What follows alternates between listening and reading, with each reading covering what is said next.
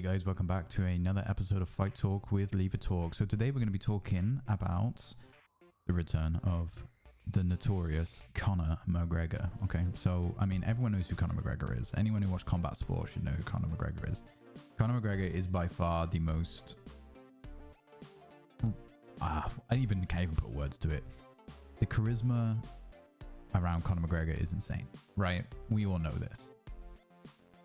If we take out maybe some of the unnecessary commentary out of the last couple fights and maybe his I mean, even okay, I don't want to go into this. Even what he said to Tony Ferguson on Twitter is a little bit too far. You should never be talking about killing someone in UFC, right? Like that's we shouldn't be doing that. That's not mixed martial arts is a fight of respect. There should be more respect, and I get it. There's trash talk and stuff, and that makes fights. And Conor's the king of trash talk, but he's almost like too far now, and he doesn't know how to bring it back. But what's next for Conor McGregor? So Conor's supposed to be coming back March 2022, potentially, with his steel metal leg.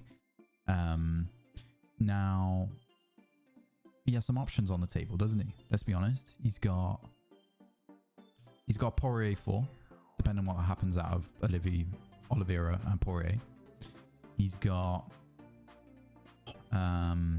Holloway, potentially. They've obviously been, you know, a little bit of rumors there. He's got Nate Diaz, but no one wants to see the Nate Diaz trilogy, guys. No one wants to see it. I don't. Like, not just because it's a boring fight, and I mean Diaz is a, you know.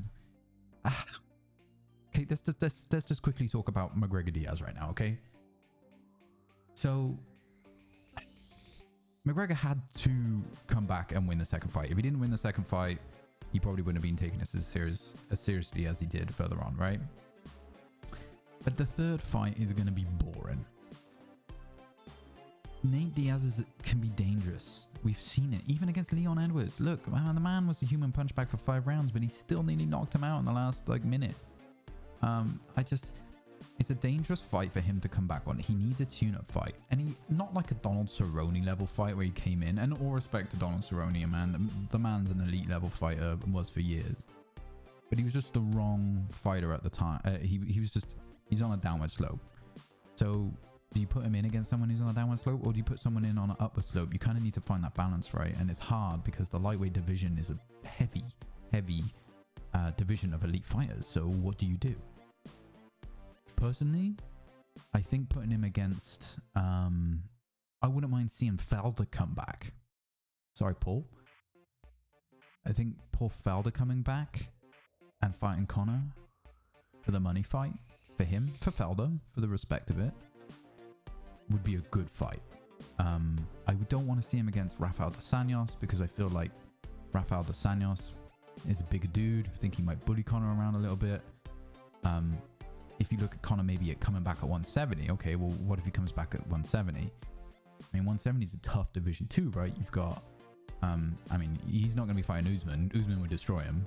And then you've got Covington, probably not going to happen. Again, would be a very risky comeback fight. You've got you've got Masvidal, you've got Edwards, you've got you got a whole bunch of people, right?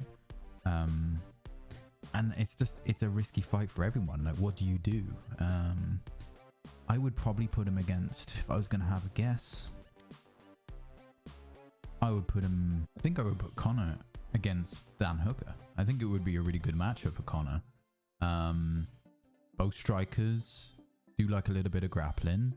Dan Hooker's had some is kind of that level fighter between the elite and the not so elite. Not saying that Dan Hooker's not an elite fighter by any means. I just think that Dan Hooker has potential for I think he's more suitable to Conor's style that would allow that fight to go not necessarily in Conor's way, but you know, there's a possibility it could go either way, right? And I think if Conor couldn't come in and beat Dan Hooker, there's no way that he's going to make his way back up that 155 against more elite fighters. And I think Conor would just have to call it a day then, right? So I think I think Dan Hooker's a good fight for him, and I've only just really I had to stop this video for a second because I had to kind of go back and look at the lightweight division, and I had to look at who could be a good comeback fight for him, and I think Dan Hooker would be that guy, and it would line up perfectly with Dan Hooker's next fight. Whether or not that's going to happen, people say Tony Ferguson, maybe. I mean, but Tony Ferguson's on a real downhill slope right now. So, like, do you again put, underdog versus underdog and just hope that, they fight it out and whoever wins then goes to what fight next, right? I mean, but Conor needs that tune-up fight. He really does. Diaz fight, again, too risky for my liking. I think coming back against a Holloway, the way Holloway's training in his training camps with, no sparring, but coming into the fights fresh, I think he would be struggling just from just keeping himself going throughout the fight. Obviously Conor's got a bit of a history of getting tired. Holloway does not. He's been in 5-round wars, right? So tough. Like, what do you do? So that's why I think around Conor McGregor come back, very high level. I'll do another one of these in a couple months just to kind of come back and bring the conversation when we have a little bit more information. But be sure to hit that subscribe button, that like button, and hit the little bell for when you get notified for my new videos. It really helps me out. Really appreciate you doing that. By subscribing, you will get more content like this in the future. So these videos are all just opinions, guys. Let's hear the feedback. Don't be scared. I'm not scared. Let's do this. Catch you on the next one. I'll leave talks. Over and out.